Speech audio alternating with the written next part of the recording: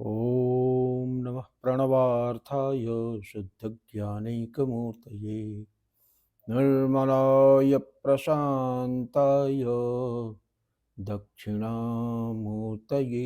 नमः। चिद्घनाय महेशाय वटमूलनिवासिने सच्चिदानन्दरूपाय दक्षिणामूर्तये नमः। ईश्वरो गुरुरात्मीति मूर्तिभेदविभागिने व्योमवत् व्याप्तदेहाय दक्षिणामूर्तये नमः। So friends, Vande Mataram. गीता जयंती के उपलक्ष्य में जो हम लोगों ने गीता जी के ऊपर परिचर्चा की शुरुआत किया था, उसमें 17-18 कड़ियाँ आ चुकी हैं। संभवतः ये 19वीं कड़ी होगी।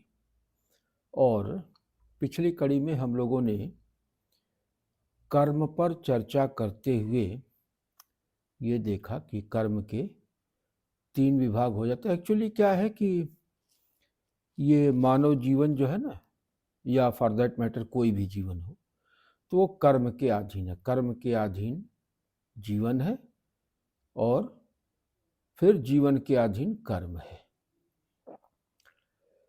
और जब जीव इस संसार को छोड़ता है, इस शरीर को छोड़ता है, तो कर्म की वासना उसके साथ रहती है। और यथा पूर्वम अकल्पयत, तो ये बात आती है ना कि पूर्वानुसार जो है आनुपूर्वी इसमें होता है। तो तदनुरूप ही सृष्टि की रचना विधाता द्वारा की जाती है। तो वो कर्म वासना ही है जो निर्धारित करती है कि किसको किस योनि में जाना है, क्या करना है। और कर्म के 3 विभाग हो जाते हैं, संचित, प्रारब्ध और क्रियमाण। तो क्रियमाण का मतलब ये है कि इस शरीर के द्वारा जो कुछ भी कर्म किया जा रहा है वो क्रियमाण के विभाग में आएगा। और संचित और प्रारब्ध लगभग पूर्वकृत कर्म है, जिसमें प्रारब्ध पूर्वकृत कर्म का वो हिस्सा है जिसका फल मैच्योर हो चुका है और जिसने फल देना शुरू कर दिया है। संचित जो है पूर्वकृत कर्मों का वो हिस्सा है जिसका परिपाक अभी नहीं हुआ है, उसने फल देना नहीं शुरू किया है, वो स्टोर में है। तो गीता जी में कर्म का महत्व बहुत हम समझते हैं कि इस मामले में गीता जी अन्य ग्रंथों से विलक्षण है कि यहाँ पे जो है कर्म की प्रेरणा दी गई है। अन्य में जो है वो मोक्ष के लिए, धर्म के लिए तमाम तरह के व्रत, उपवास, नियम, वैराग्य, इन सबों का विधान किया गया है। लेकिन गीता मूल रूप से जो है, चूंकि वो सबके लिए है, गीता ऐसा नहीं है कि केवल बैरागियों के लिए है, केवल सन्यासियों के लिए है, केवल योगियों के लिए है, केवल तपस्वियों के लिए है, केवल उन लोगों के लिए है जो कि इस संसार को छोड़ करके अध्यात्म में रम गए हैं, उनका इस देश दुनिया से कुछ लेना देना नहीं है। तो गीता जी सामान्य जन के लिए है और यही इनकी सबसे बड़ी विलक्षणता है कि ये जो मार्ग प्रशस्त करते हैं, वो चाहे वो गृहस्थी हो, चाहे वो सन्यासी हो, चाहे वो वानप्रस्थी हो, चाहे वो विद्यार्थी हो, चाहे वो ब्रह्मचारी हो, मानव मात्र के लिए इन्होंने जो है वो कर्म का पथ प्रशस्त किया है। और उस अपने नियत कर्म के द्वारा ही चारों पुरुषार्थों की सिद्धि का मार्ग इन्होंने प्रशस्त किया है। तो ये इसीलिए ये सार्वजनीन है, सार्वकालिक है, सार्वदेशिक है, सार्वभौमिक है, सार्वजनीन है। सब जन जन के लिए है, सभी काल में है, सभी देश में है, सभी परिस्थिति में है। तो 3 विभाग कर्म की चर्चा हो रही थी कि संचित, प्रारब्ध और क्रियमाण। तो प्रारब्ध का फल शुरू हो गया है। ऐसा भी बताया गया है शास्त्रों में कि संचित कर्म का और क्रियमाण के फल को न्यूट्रलाइज किया जा सकता है, माने उनके फल भोग के लिए हम बाध्य नहीं हैं, लेकिन वो कर्म का हिस्सा जिसका फल राइप हो चुका है और जिसके फल के भोग के लिए हमें ये शरीर मिल चुका है, तो उसका फल तो हमको भोगना ही पड़ेगा। अवश्यमेव भोक्तव्यम कृतम कर्म शुभाशुभम। तो ये प्रारब्ध कर्म के बारे में ज़्यादा घटित होता है, और प्रारब्ध कर्म के संदर्भ में भी कहा गया कि प्रारब्ध में बहुत सारी सी चीज़ें जो है वो प्री फिक्स्ड नहीं होती हैं, बल्कि उसमें भी लिबर्टी होती है। मूल रूप से आयु, जाति और भोग, कि कितनी आयु आपको मिल रही है, आप किस योनि में पैदा होंगे, जाति का मतलब यहाँ योनि से है, और भोग, उसमें क्या आपको कर्म, पूर्वकृत कर्म के हिसाब से क्या भोग उपलब्ध होंगे। तो ये मूल बात है, आयु, जाति और भोग। अब प्रश्न ये उठता है कि जब ये सब फिक्स ही है तो फिर कर्मयोग का क्या मतलब है। जब हमें अपने पूर्व संचित कर्मों के फलानुसार ही जो है कर्म करना है, उसी के हिसाब से भोग उपलब्ध होगा, तो हम चाहे कुछ भी करें, उसका क्या अर्थ है। तो यहाँ पे कर्म के रहस्य को समझना होगा कि आयु आपकी फिक्स हो गई, जाति आपकी फिक्स हो गई, लेकिन भोग, असली तो मुद्दा आता है भोग का, कि आपने शुभाशुभ जो भी कर्म किए हैं उसके हिसाब से शुभाशुभ फल भोग करना पड़ेगा। तो शुभ फल भोग में तो सबको आनंद है भाई, कोई इतराज नहीं है, चलो ठीक है भाई, शुभ फल है उसको भोग लेंगे। लेकिन ये तो संसार जो है द्वंद्वात्मक भावों से बना है, तो यहाँ पे शुभ है तो अशुभ भी है। अगर आपने शुभ कर्म किए हैं तो साथ साथ निश्चित रूप से कुछ न कुछ अशुभ कर्म भी हुए होंगे, और जो अशुभ कर्म हुए होंगे उनका भी परिणाम भोगना पड़ेगा। तो इस संसार में कोई भी व्यक्ति दुखी नहीं रहना चाहता, दुख का भोग कोई नहीं करना चाहता है। अब इसके पीछे भी दर्शन है, दर्शन में नहीं जाएंगे। वास्तव में मूल रूप से हमारा स्वरूप ही सच्चिदानंद का है? तो जब आनंद स्वरूप हैं हम, तो फिर जो है दुख भोगने का प्रश्न ही नहीं उठता। दुख क्यों भोगेंगे? बस स्वाभाविक सी बात है कि हम आनंद स्वरूप है, अपने स्वरूप में रहेंगे, आनंद की प्राप्ति सहज हमको प्राप्त है, और अगर हमें विस्मृत भी हो गया है तो हम उसकी तलाश करते रहते हैं। तो दुख भोगना कोई नहीं चाहता है, सभी लोग सुख की तलाश में हैं, सभी लोग आनंद की तलाश में हैं। तो अब सवाल है कि इस जो प्रारब्ध कर्म के अशुभ अंश का फल अगर हमारे सामने आता है, तो इस कर्म योग के माध्यम से कैसे जो है हम इसके दुष्प्रभाव से यथासंभव बच सकते हैं। तो देखिए, कर्म की मीमांसा बड़ी गहन है, और उसमें सोचने की बात यह है कि ये प्रारब्ध जो है एक्टिवेट होने के लिए दो कंडीशंस का मीट आउट होना बहुत जरूरी है।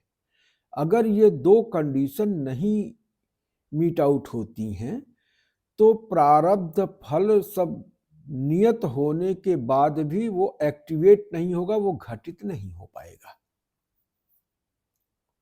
ये दो चीजें क्या है? पहला है वस्तु संयोग और दूसरा है कर्म संयोग। तो अब इसको थोड़ा सा उदाहरण देके हम समझते हैं, उदाहरण के माध्यम से समझने की कोशिश करते हैं। जैसे मान लीजिए कि प्रारब्ध के अनुसार हमें बहुत अच्छे स्वाद का भोग लिखा है, तो ये स्वाद का भोग कब घटित होगा? जब सुस्वादु पदार्थ उपस्थित होगा, और उस सुस्वादु पदार्थ के उपस्थित होने मात्र से भोग नहीं घटित होगा, बल्कि उस सुस्वादु पदार्थ को हम अपने हाथ से उठा के अपनी जिह्वा पर रखेंगे, तो जिह्वा को उस सुस्वादु पदार्थ का रस मिलेगा, और उस रस से जो तृप्ति जीवात्मा को मिलेगी वो भोग हुआ। तो इसका मतलब क्या हुआ कि सुस्वादु पदार्थ की उपस्थिति, और दूसरा इसमें प्रयत्न भी इन्वॉल्व है। प्रयत्न का मतलब कि उस पदार्थ को उस स्थान से उठा के उसको अपनी जिह्वा तक रखना। तो अगर इन दो फैक्टर्स में से कोई भी एक फैक्टर मिसिंग है तो भोग नहीं घटित होगा। अगर वो सुस्वादु पदार्थ उपस्थित नहीं है तो नहीं घटित होगा, और उस सुस्वादु पदार्थ को संबंधित इंद्रिय संजोग नहीं प्राप्त हुआ, इंद्रिय सन्निकर्ष नहीं प्राप्त हुआ तो भी भोग नहीं घटित हो। तो प्रयत्न इसमें हर जगह इन्वॉल्व है, क्योंकि उस सुस्वादु पदार्थ को उपस्थित करने में भी प्रयत्न लगता है। कोई वस्तु अपने आप आपके सामने उपस्थित हो जाए प्रायः ऐसा कम ही होता है। आमतौर पर यही होता है कि किसी वस्तु को प्राप्त करने के लिए हमें पुरुषार्थ करना पड़ता है, प्रयत्न करना पड़ता है, और उस प्रयत्न के परिणाम स्वरूप वस्तु हमको उपलब्ध होती है, और फिर उस उपलब्ध वस्तु का संबंधित इंद्रिय के माध्यम से उपभोग करना होता है, और फिर जब इंद्रिय विषय सन्निकर्ष होता है तो तज्जन्य रस निष्पत्ति है, उस रस का जीवात्मा भोग करके तृप्त होता है, तो जाके भोग घटित हुआ। तो माने प्रारब्ध के अनुसार नियत भोग को उपलब्ध होने में भी पुरुषार्थ आवश्यक घटक है। बिना कर्म किए, बिना पुरुषार्थ किए प्रारब्ध जन्य भोग भी उपलब्ध नहीं हो सकता। तो माने यहां पर भी कि आपके हाथ में है कि आप उसका उपभोग करें कि न करें, प्रारब्ध को एक्टिवेट करें या न करें। आप चाहें तो प्रारब्ध को एक्टिवेट कर सकते हैं, और अगर आप न चाहें तो प्रारब्ध को ना भी एक्टिवेट करें। स्वतः वो एक्टिवेट नहीं हो सकता, ये सामर्थ्य उसको नहीं दी गई है। तो इसीलिए भगवान श्री कृष्ण ने गीता में कहा नियतम कुरु कर्मत्वम, नियत कर्म करो, या कर्म को नियत रूप से करो। जो नियत कर्म है, वेद विहित कर्म है, शास्त्रोक्त कर्म है, उनको तुम करो, और उनको निश्चित रूप से करो। नियत को आप जो है कर्म के साथ भी लगा सकते हैं, नियत को कुरु के साथ भी लगा सकते हैं। तो नियतम कुरु, अकर्मम कुरु, नियतम कर्मम कुरु। नियत कर्म करना है। और पिछले अंक में हम लोगों की चर्चा हो चुकी है कि नियत कर्म में मतलब हमको सावधान रहना होगा कि ये आपके बुद्धि की प्रेरणा है या वासना की प्रेरणा है। वासनानुसारी और शासनानुसारी। शासन का मतलब बुद्धि का शासन, आत्मा का शासन, शास्त्रों का अनुशासन, आप्त पुरुषों का अनुशासन। अगर आत्म पुरुषों के अनुशासन के अनुरूप हम कार्य करते हैं, शास्त्रों के अनुशासन के अनुरूप कार्य करते हैं, विवेक के अनुशासन के अनुरूप कार्य करते हैं, आत्मानुशासन के अनुरूप कार्य करते हैं, तो उस कार्य के दोष भाजन हम नहीं बनते। क्यों? कि हमने किसी के अनुशासन के तहत वो काम किया है। तो जिसका अनुशासन है उसका विवेक लायबल है हमारे कर्म की क्वालिटी के लिए, हम नहीं है, क्योंकि हमने अनुशासन का पालन किया है। वही शासनानुसारी न होकर के अगर वासनानुसारी हो गए तो वासना तो हमको हमेशा गलत जो है वो सलाह देगी, क्योंकि उसकी उसका जो टारगेट है, उसका टारगेट क्या है? उसका टारगेट आत्मोन्नति नहीं है, पुरुषार्थ चतुष्टय की सिद्धि नहीं है, बल्कि पूर्व वासनाओं के अनुसार कर्म करते हुए उन वासनाओं की तृप्ति करना, भले उस तृप्ति के मार्ग में अनीति क्यों न हो रही हो, अधर्म क्यों न हो रहा हो, है ना। तो ये अनीति और अधर्म पूर्वक अगर हम भोगों का भोग करते हैं तो वो भोग जो है दोष उत्पन्न करते हैं, और इन्हीं दोषों का परिमार्जन गीता जी करती हैं। जो शुरू में चर्चा जहाँ से शुरू हुई थी हम लोगों की गीता जी के ऊपर कि 4 प्रकार के दोष हैं, अभिनिवेश, रागद्वेष, अस्मिता और मोह। ये 4 मुख्य दोष हैं जिनकी निवृत्ति का उपाय गीता जी में बताया गया है। और इन सारे दोषों के मूल में क्या है? कर्म दोष है, क्योंकि कर्म के साथ जिस तरह की वासना लगी रहती है उसी तरह के फल का सृजन होता है। तो कर्म वृत्ति संस्कार चक्र, माने जो हम कर्म करते हैं, कर्म का संस्कार हमारी आत्मा पे, बुद्धि पे पड़ता है, और उसी संस्कार को लेके गृहीत्वैतानि संजाति वायुर्गंध निवासयात, है ना। तो जैसे वायु जहां से होके गुजरती है तो वहां पे जो भी गंध रहेगी उसको अपने साथ उड़ा के ले जाती है। तो इसी तरह से जब आत्मा इस शरीर को छोड़ के अन्यत्र गमन करती है तो अपने साथ कर्म वासना के संस्कारों को भी उड़ा के ले जाती है। और ये जो वासना जन्य संस्कार हैं वही जो है कारण शरीर कहा जाता है। माने इस शरीर के धारण करने के मूल में जो कारण निहित है वो क्या है? वो है वासना। और उस वासना को शरीरांतरण के समय आत्मा अपने साथ उड़ा के ले जाती है। गृहीत्वैतानि संजाति वायुर्गंध निवासयात, गीता जी में ही कहा। तो क्या हुआ कि कर्म हुआ, और कर्म से जो है कर्म की वासना हुई, और उसी वासना के अनुरूप फिर वृत्ति पैदा होती है, विचार पैदा होता है, और उसी विचार के अनुरूप कर्म होता है। माने एक साइक्लिकल ऑर्डर ये बन जाता है। माने कर्म हो गया, है ना, कर्म के संस्कार हो गए, उसकी वासना हो गई, वो स्टोर में चला गया, फिर उसी वासना के आलोक में वृत्ति माने विचार उठते हैं, फिर वही विचार कर्म के रूप में परिणत होते। यही जन्म मरण के चक्र का निर्धारण इसी से होता है। कहने का आशय क्या हुआ कि अगर हम अपने कर्म का शोधन कर लें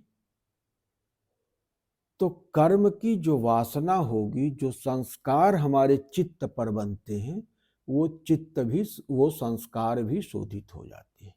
ये संस्कार ही जो है चित्त को मलिन करते हैं। अगर उसमें अच्छे संस्कार रहेंगे तो उन संस्कारों के परिणाम स्वरूप स्वतः ही अच्छे विचार स्फुरित होंगे। अच्छे विचार स्फुरित होंगे तो अच्छे विचार के आलोक में अच्छे कर्म होंगे, और जब अच्छे कर्म होंगे तो उनका अच्छा ही परिणाम होगा। कर्मण्येवाधिकारस्ते मा फलेषु कदाचन। कर्म हम उल्टा सीधा करेंगे और परिणाम अच्छा हो, ये तो कल्पना करना ही बेकार है, व्यर्थ है। जैसे कर्म करेंगे वैसा ही फल सृजित होगा। तो फल के बारे में चिंता करने की आवश्यकता नहीं है, हमारा अधिकार कर्म में है। अगर हम कर्म का शोधन कर लेते हैं, कर्म सही ढंग से उसका संपादन करते हैं, तो हमारा जो है वो फल अपने आप सुंदर होगा। तो ये जो वृत्ति संस्कार चक्र की बात हो रही थी, इसी से जो है वो जन्म, ये जो जन्म मृत्यु, यहीं से जो है वो डिसाइड हो गया कि अगला जन्म किस तरह का होगा, अगला भोग किस तरह का होगा, अगली जाति क्या होगी, आयु, जाति और भोग। कर्म में जो दोष था उसके निवारण के लिए कर्म ही हो सकता है माध्यम, और कर्म जनित वासना के चलते ही ये जन्म हुआ है। तो इस जन्म को सुधारना है, अगर इसका संस्कार करना है, इसे सजाना है, संवारना है, तो इस तरह के कर्म करना होगा जिनके संस्कार, जिनकी वासनाएं हमारी आत्मा को, हमारी बुद्धि को, हमारे चित्त को मलिन न करें, बल्कि उनको और चमकाएं, उनको सजाएं, संवारें, निखारें। तो इसलिए कर्म तो करना ही होगा। बिना कर्म किए वासनाओं का नाश नहीं हो सकता। कर्म के शोधन के लिए कर्म करना पड़ेगा। कर्म के साथ बहुत सारे से दोष असल में स्वाभाविक रूप से जुड़ जाते हैं। तो पहला तो दोष होता है, जैसे तीन प्रकृति में 3 गुण है ना, सत्व, रज और तम। तो तमोगुण के कारण कर्म में कुछ दोष आते हैं, कुछ रजोगुण के कारण आते हैं और कुछ जो है सतोगुण के कारण आते हैं। अब इसको थोड़ा सा बारीकी से समझना पड़ेगा, क्योंकि इन दोषों को जब हम समझ लेंगे तो इन्हीं दोषों के निवारण से हम लोगों की चर्चा शुरू होती है। और इन दोषों, ये दोष जो है ना, वो दुख के पिता है, दुख इनकी संतान है। तो जब पिताजी आ जाएंगे तो उनकी संतान भी आएगी।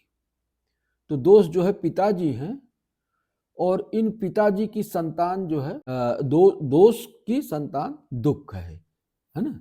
और दुख कोई पाना नहीं चाहता। As simple as that. इस संसार में जितने भी प्राणी हैं, किसी का अभीष्ट ये नहीं है कि नहीं हमको दुख मिले। सुख तो सभी लोग चाहते हैं। तो अब प्रश्न है कि सुख मिले कैसे? जब हमारे कर्म में दोष होगा तो उस दोष के चलते दुख उत्पन्न ही होगा। तो दुख न उत्पन्न हो, इसके लिए दोषों का परिहार करना पड़ेगा, उनका परिमार्जन करना पड़ेगा। और परिमार्जन कब करेंगे? जब हम दोषों के स्वरूप को अच्छे से पहचान लें। जब तक हम दोष के स्वरूप को भली प्रकार पहचानेंगे नहीं, तब तक ये संभव नहीं है कि हम उनका परिमार्जन कर लें। तो बात चल रही थी कि सतोगुण, रजोगुण और तमोगुण के हिसाब से। तो पहले तमोगुण पे चर्चा कर लेते हैं। तमोगुण में क्या है? जैसे निद्रा है। तमोगुण, निद्रा जो है वो तमोगुण का पर्याय है। जहां पर कि घोर तमोगुण है, वहां पे अपने आप का कोई भान ही नहीं। तो उसमें क्या है? कर्तव्य अकर्तव्य का स्फुरण ही नहीं होता है। तो अगर हम इस शरीर यात्रा के लिए जितनी आवश्यक निद्रा है, उससे अधिक निद्रा के आगुंठन में रहते हैं, उसके क्रोड़ में पड़े रहते हैं, तो क्या होगा कि हमें कर्तव्य का स्फुरण ही नहीं होगा कि हमें क्या करना है, क्या नहीं करना। तो इस तरह से कर्तव्य हम करने से वंचित हो जाएंगे। और निद्रा के बाद आता है आलस्य, और प्रमाद, और प्रमाद के बाद आलस्य। तो मान लीजिए निद्रा से तो उठ गए, लेकिन जब कर्म की प्रेरणा होनी चाहिए तब कर्म की प्रेरणा नहीं हुई। माने टाइम बिता के हुई। अगर हमको 10 बजे ऑफिस जाना है तो ये 10 बजे ऑफिस पहुंचना है, ये प्रेरणा हमको 9 बजे ना हो के अगर 12 बजे होगी, तो फिर क्या होगा? फिर तो काम होने से रहा। तो प्रमाद में क्या होता है कि समय पे जो है कर्म की प्रेरणा नहीं होती है, वो बिलेटेड होती है। तो उससे भी जो है कार्य जो है बाधित हो जाता है। तो एक हो गया निद्रा, माने एक में कर्म का स्फुरण ही नहीं है। दूसरे में प्रमाद, प्रमाद में स्फुरण तो है लेकिन समय से नहीं है, समय बिता के है। का अब पछताए होत क्या, चिड़िया चुग गई खेत। जब चिड़िया खेत चुग जाती है तब कर्म की प्रेरणा होती है। तो ये हो गई प्रमाद की बात। और एक है आलस्य। आलस्य का मतलब ये हुआ कि कर्म का स्फुरण तो हो रहा है, आपको ये बोध है कि यार इस समय हमको ये काम करना है। इस स्फुरण होने के बाद भी आप जो है वो कर्म में सन्नद्ध नहीं हो पाते, तत्पर नहीं हो पाते। आलस्य आपके ऊपर प्रभावी हो जाता है और आप सोचते हैं चलो यार ठीक है, बाद में कर लेंगे, अभी जो कर रहे हैं वही ठीक है, अभी कर लेते हैं, बाद में उसको देख लिया जाएगा। निद्रा, आलस्य और प्रमाद, ये 3 जो है मुख्य हैं, जो कि कर्म के विरोधी हैं, जो आपको कर्म करने से रोकते हैं। और कर्म न करना जो है, ये गीता की शिक्षा नहीं है। गीता ने तो, अर्जुन ने कहा ना कि तत्किम कर्मणि घोरे माम नियोजयसि केशव, युद्ध जैसे घोर कर्म में हमको क्यों लगा रहे हैं। तो भगवान ने समझाया ना उनको, तृतीय अध्याय में जो है तमाम श्लोकों के द्वारा उन्होंने समझाया कि नहीं, प्रकृते क्रियमाणानि गुणैः कर्माणि सर्वशः अहंकार विमूढ़ात्मा कर्ता अहम इति मन्यते। कर्ता न होते हुए भी अपने को कर्ता मान लेता है। मिथ्यैव व्यवसायस्ते यदि हंकारमाश्रित्य न योत्स इति मन्यसे मिथ्यैव व्यवसायस्ते प्रकृतिस्त्वाम नियोक्ष्यसि। तो अगर अहंकार में पड़ के तुम सोच रहे हो कि हम युद्ध नहीं करेंगे, तो प्रकृति के जिन तत्वों से मिल के तुम्हारी संरचना हुई है, उन तत्वों का वेग इतना प्रबल है कि वो बलात् तुमको उस घोर कर्म में जो है वो डाल देंगे। तो नियतम कुरु कर्मत्वम कर्मज्यायो ह्यकर्मणः शरीर यात्रा पीचते न प्रसिद्धेद कर्मणः। तो क्या कहा, नियतम कुरु कर्मत्वम, जो नियत कर्म है उसको करो। स्वधर्मे निधनम श्रेय परधर्मो भयावह। अपना धर्म अगर विगुण भी है तो भी वो श्रेयस्कर है, कुछ इस तरह से आया है। श्रेयान स्वधर्मो विगुण पर धर्मास्वनुष्ठितात। अपने विगुण धर्म पर भी अडिग रहना ज्यादा श्रेयस्कर है, अपेक्षाकृत इसके कि दूसरे के धर्म का अनुष्ठान कर लिया जाए। तो ये तमाम प्रकार से तमाम तर्क देके, 50 तर्क देके भगवान श्री कृष्ण ने समझाया कि नहीं, कर्म तो करना होएगा। संसार में आए हैं, ये कर्म भूमि है।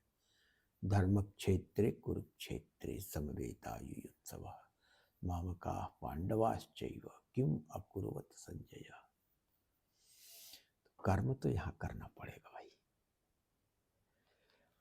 तो कर्म करेंगे तो क्या करेंगे,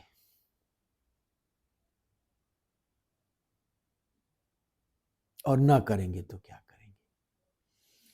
तो पहली बात तो बताए कि न कर्मणा अनारंभात नैष्कर्म्यम पुरुषोश्नुते न च संन्यसनादेव सिद्धिम समधिगच्छति।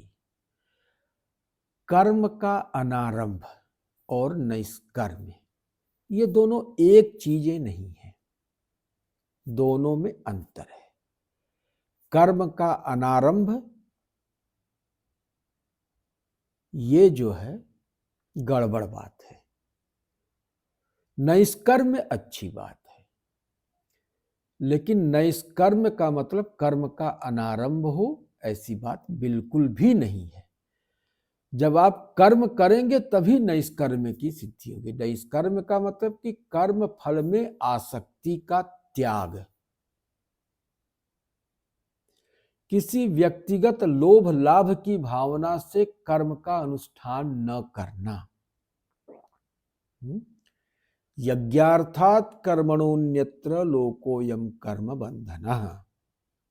ये पूरा का पूरा संसार कर्म बंधन है।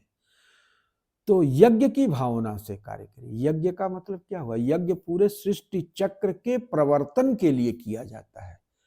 वो सृष्टि चक्र के हर पार्ट पुर्जे को एक्टिवेटेड रखता है, उसको लुब्रिकेटेड रखता है, उसको एनर्जाइज्ड रखता है। तो being part and parcel of this huge juggernaut, तो इस बड़ी सी मशीन का एक पार्ट होने के नाते आपको इस पूरे मशीन के परिदृश्य में अपने कर्तव्य का निर्धारण करना है, न कि एक एक ऑर्गेनिक होल अपने आप को समझिए। ये पूरी की पूरी सृष्टि एक ऑर्गेनिक बीइंग है, ऑर्गेनिक होल है, और आप इसके एक पार्ट हैं।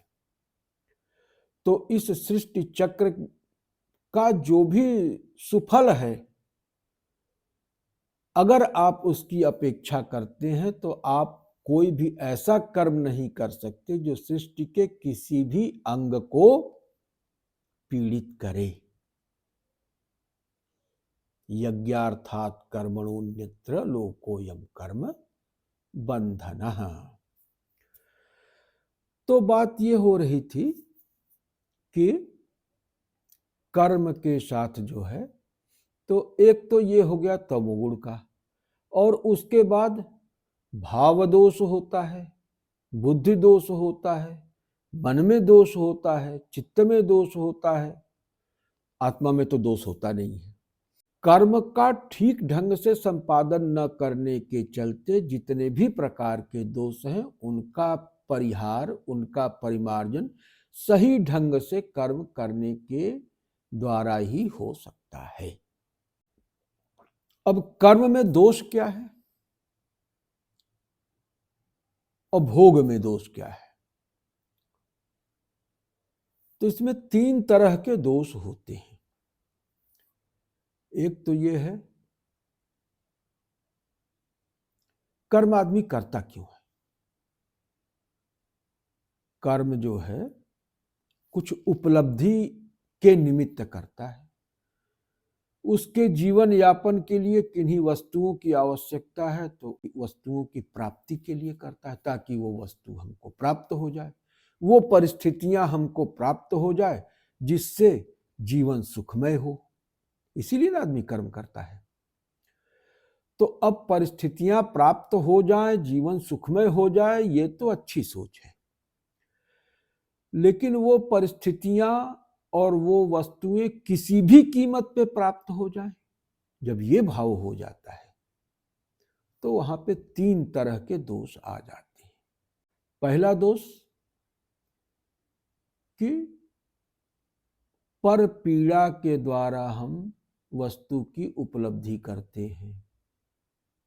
ध्यायतो विषयान पुंसः संगस्तेषुपजायते, संगात संजायते कामः, कामात् क्रोधो विजायते, अक्रोधात् भवति सम्मोहः, सम्मोहात् स्मृति विभ्रम, स्मृति भ्रंशात् बुद्धिनाशो, बुद्धिनाशात् प्रणश्यति। तो जब विषयों का चिंतन अधिक हो जाएगा, किसी वस्तु के बारे में हम बहुत ज्यादा फोकस्ड हो जाएंगे, तो फिर हमें जो है ये विवेक नहीं रहेगा कि उस वस्तु का उपार्जन सही तरीके से हो रहा है या कि गलत तरीके से हो रहा है। विवेकांध हो जाते हैं।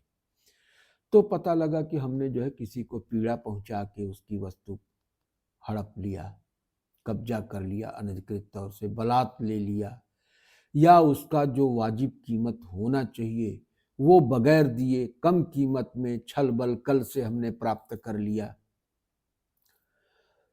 तो वस्तु तो हमको उपलब्ध हो गई, लेकिन वस्तु के साथ वो दोष भी वस्तु में समाहित हो गया। और जब इस वस्तु का हम उपभोग करेंगे तो भोग के साथ भोक्ता के अंदर वो दोष प्रविष्ट हो जाएगा। ये समझने की बात है, ये बारीक बात ये है। तो एक परपीड़ा के द्वारा हमने प्राप्त किया, दूसरा किस तरह से हमने प्राप्त किया? धर्म विरुद्ध आचरण करके किया। धर्म जिसकी आज्ञा नहीं देता है, लेकिन हम उस वस्तु के लिए इतने विकल हो गए, इतने आसक्त हो गए उसमें कि हमने जो है धर्म का मार्ग त्याग दिया और उसकी प्राप्ति के लिए अनीति का, अधर्म का सहारा ले लिया। तो भी क्या होगा? वो वस्तु तो हमको उपलब्ध हो गई, लेकिन उस वस्तु के साथ अधर्म का दोष भी हो गया। और जब वो वस्तु हमारे घर में आएगी, हमारे परिवार में आएगी, हम उसका उपयोग उपभोग करेंगे, तो वो दोष वस्तु के उपभोग के साथ साथ भोक्ता के अंदर प्रविष्ट हो जाएगा। तो उसके चित्त को, उसके मन को, उसकी बुद्धि को मलिन करेगा, है ना। यथोल्बे नावृतो गर्भस्ततस्ते नेदमावृतम धूमे नाव्रियते वह निर्यथादर्शो मलेन च यथोल्बे नावृतो गर्भस्ततस्ते नेदमावृतम आवृतम ज्ञानमेतेन ज्ञानिनो नित्यवैरिणा कामरूपेण कौन्तेय दुष्पूरेणा नलेन च। तो ये जब कामना बहुत बलवती हो जाती है तो आदमी का विवेक थोड़ा सा लूज हो जाता है और फिर वो परपीड़ा के माध्यम से उपलब्धि कर लेता है इच्छित वस्तु की, या अनीति के मार्ग से चल के कर लेता है, और ये अनीति और परपीड़ा का दोष उस वस्तु में समाहित हो जाता है और फिर उस वस्तु के उपभोग के बाद उसके भोक्ता में चला जाता है, और फिर यही दोष जो अविधि द्वारा उपार्जित वस्तु में जो दोष है, वही दोष भोक्ता के समक्ष दुख के रूप में उपस्थित होता है, जिससे वो भागना चाहता है। तो आप दुख से भागना तो चाह रहे हो, लेकिन अपने कर्मों से दुख का ही संचय कर रहे हो। ये विरोधाभास है कि इच्छा तो है आपकी सुख भोग की, लेकिन विवेकांध होने के कारण आप समझ नहीं पाए और सुख की जगह आपने दुख की गठरी उठा लिया, दोष युक्त वस्तु का उपभोग कर लिया। तो क्या हुआ, एक तो परपीड़ा के द्वारा उपार्जित, दूसरा अनीति और अधर्म के मार्ग पर चलते हुए उपार्जन जो किया गया, और तीसरी चीज है कि अगर अपने स्वाभिमान के साथ समझौता करके, आत्मसम्मान के साथ समझौता करके, अपने विरोधियों के, अपने शत्रुओं के सामने नतमस्तक होके अपनी स्वार्थ पूर्ति के लिए हमने कोई उपलब्धि हासिल किया, कोई वस्तु हासिल किया, कोई परिस्थिति हासिल किया, तो उस वस्तु और परिस्थिति के जीवन में उपभोग के परिणाम स्वरूप भी भोक्ता के अंदर दोष सृजित होगा, और ये सृजित दोष उसके जीवन में दुख के रूप में उपस्थित होगा। तो कर्म करते समय ये ध्यान देना है कि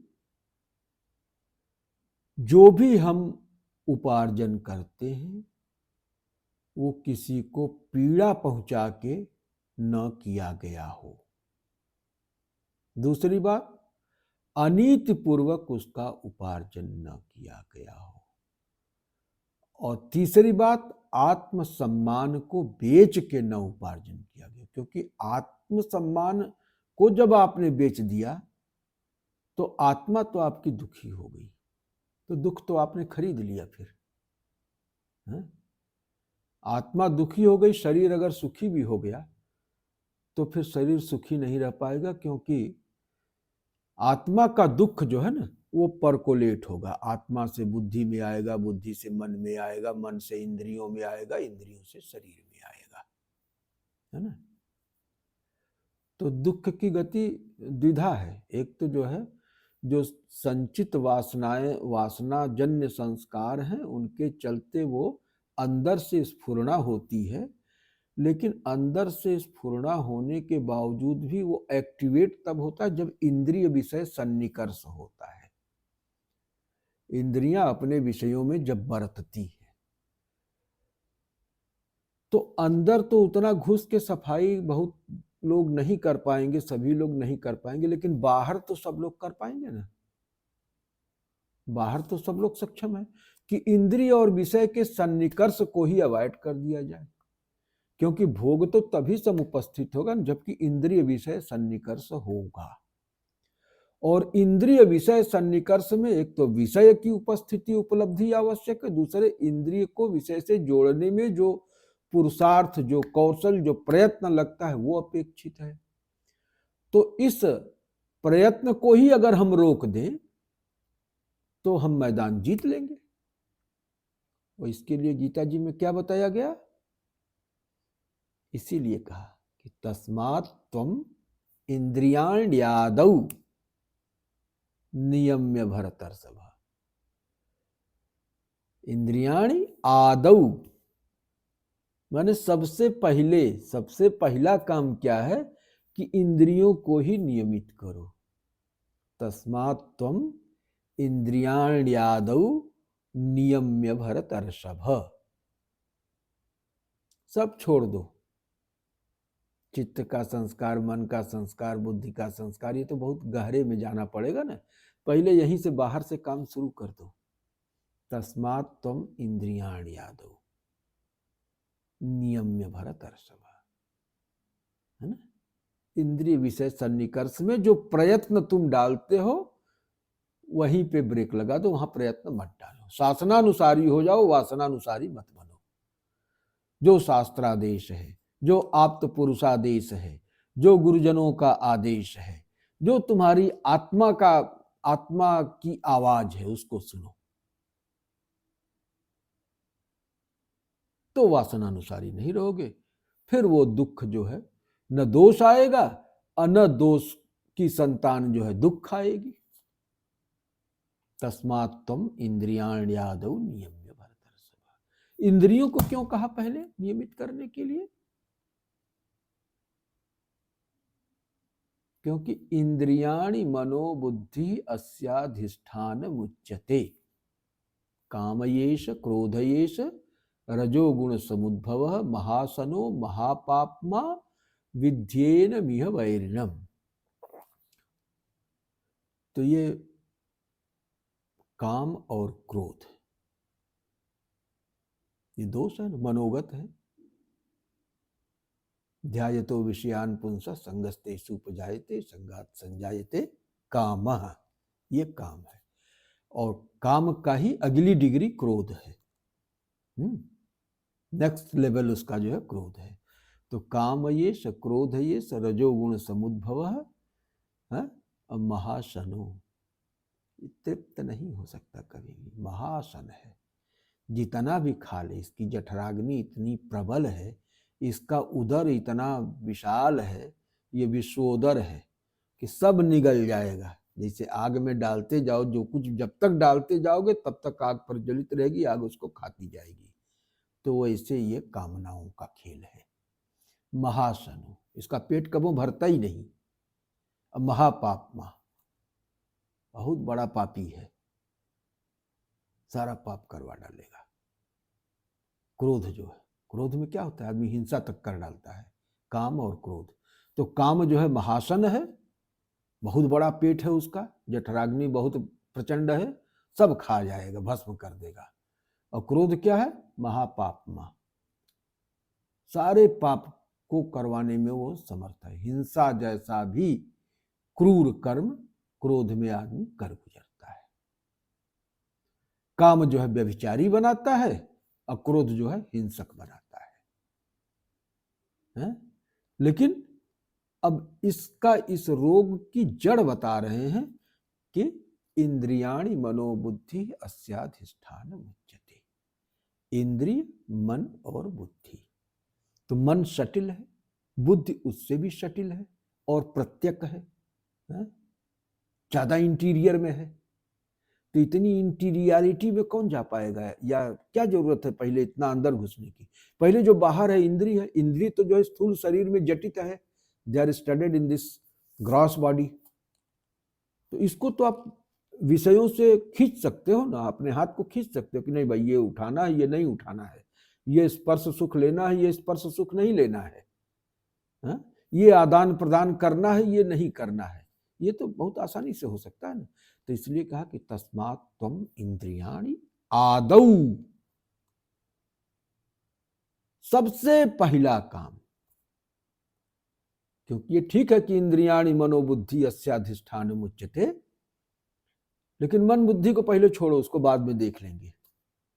पहले आदौ इंद्रियाणि नियम, यम नियम। इसीलिए जब पतंजलि योग अष्टांग मार्ग में चलते हैं तो वहां पर भी पहले यम और नियम आता है।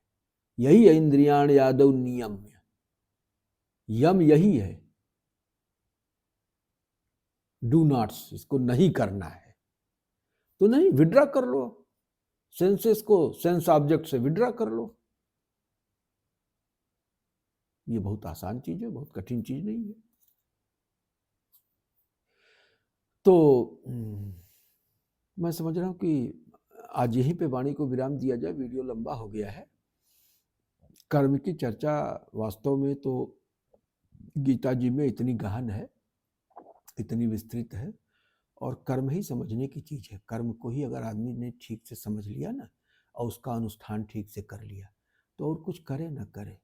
इसीलिए भगवान ने कहा ना कि यतः प्रवृत्तिर्भूतानाम, यतः प्रवृत्तिर्भूतानाम येन सर्वमिदं ततम स्वकर्मणा तमभ्यर्च्य सिद्धिं विन्दति मानवः।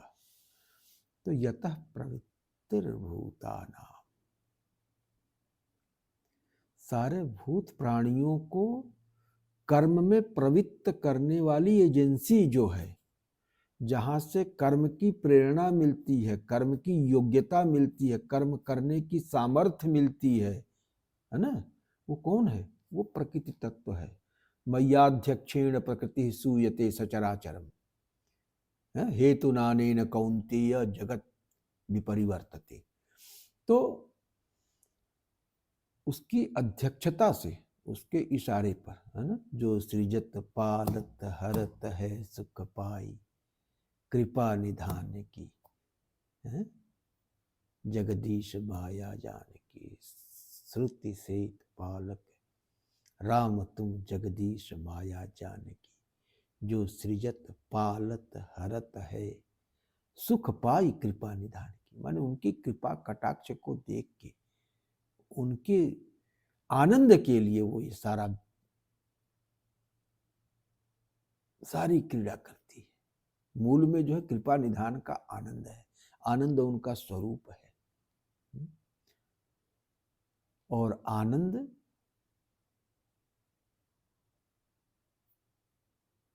सच्चित आनंद इच्छा ज्ञान क्रिया, सच्चिदानंद रूपो हम प्रकाशः परमार्थतः इच्छा ज्ञान क्रिया शक्त्या विभामि विश्वरूपकम। सत की शक्ति चित है।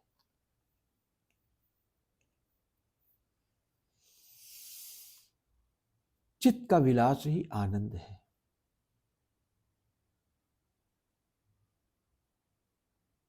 सत चित आनंद, और यहीं से सृष्टि पैदा होती है।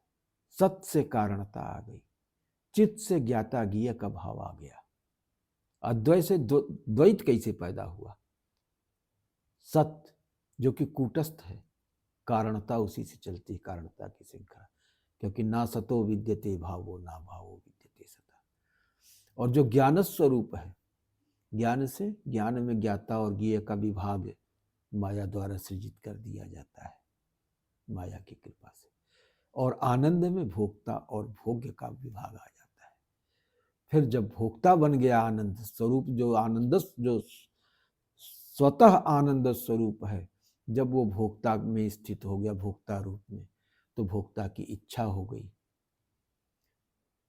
इच्छा की पूर्ति की दिशा में चेष्टा ही ज्ञान है। और इस निमित्त उसकी इच्छा की ज्ञान के आलोक में पूर्ति के निमित्त जो कर्म किया गया, वो इच्छा ज्ञान क्रिया हो गया। तो आनंद जो है वो तीन तरह से काम करने लगा इच्छा ज्ञान क्रिया के रूप में, ये संसार बन गया। तो बात ये हो रही थी कि कुल मिला जुला के कर्म जो है उसी को समझने की जरूरत है। यतः प्रवृत्तिर्भूतानाम येन सर्वमिदं ततम्। तो वही जो सत्ता है, परम सत्ता है, उसकी जो माया शक्ति है, यंत्रारूढ़ानी माया, वही तो सबको जो है अपने अपने कार्यों में प्रवृत्त कर रही है। तो जब वो प्रवृत्त कर रही है तो उसमें क्या सोचना, उसकी प्रवृत्ति के अनुरूप कार्य करते चलो। इसी को कहा कि शासनानुसारी न कि वासनानुसारी, है ना। तो यतः प्रवृत्तिर्भूतानाम येन सर्वमिदं ततम्। और वो खुद इस पूरे सृष्टि के रूप में अपने आप को परिणत करता है। जैसे सूत से वस्त्र बनता है, तो गुण माने रस्सी, सूत, तो उसकी प्रकृति शक्ति जो है वो गुण त्रिगुणात्मिका होकर के उन्हीं गुणों को बट के आपस में जो है सूत से कपड़ा बना दिया, सृष्टि बन गई। तो यतः प्रवृत्तिर्भूतानां येन सर्वमिदं ततं स्वकर्मणा तमभ्यर्च्य। तो अपने कर्म के माध्यम से, कर्म का मतलब क्या, ये जो निष्काम कर्म है, असंग कर्म है ना, यज्ञार्थ कर्म है, ब्रह्मार्पित कर्म है, तो इस कर्म के द्वारा उसकी समर्चा करके आदमी सिद्धि को प्राप्त करता है। सिद्धि का मतलब चारों पुरुषार्थ, धर्म अर्थ काम मोक्ष, चारों पुरुषार्थ की सिद्धि जो है वो गीता जी का अभिप्रेत है। और किसी एक वर्ण के लिए, जाति के लिए, किसी देश विशेष में स्थित व्यक्ति के लिए, किसी वर्ण विशेष में स्थित व्यक्ति के लिए, किसी लोक विशेष में स्थित व्यक्ति के लिए नहीं है, बल्कि ये सार्वदेशिक, सार्वकालिक और सार्वजनीन है। ये ऐसा मुक्ति का मार्ग बताती हैं कि जिसमें कोई विशिष्ट कर्म नहीं करना है कि हाँ यज्ञ करो तो तब करो वो करो। सामान्य रूप से अपना कर्म करते रहो, बस अपना एटीट्यूड बदल दो, चीजों को देखने का जो अपना दृष्टिकोण है, अपना जो नजरिया है उसको बदल दो, नजारे अपने आप बदल जाएंगे। तो गीता जी का ये जो है तात्पर्य है। और इन्हीं शब्दों के साथ आज वाणी को यहीं विराम देते हैं। आगे फिर हम लोग चर्चा करेंगे, ये चर्चा चलती रहेगी। ओम पूर्णमदः पूर्णमिदं पूर्णात् पूर्णमुदच्यते पूर्णस्य पूर्णमादाय पूर्णमेवावशिष्यते। ओम शांति शांति शांति। हरि ओम। ओम श्री गुरुवे शिवाय। ओम नमः श्री परदेवतायै।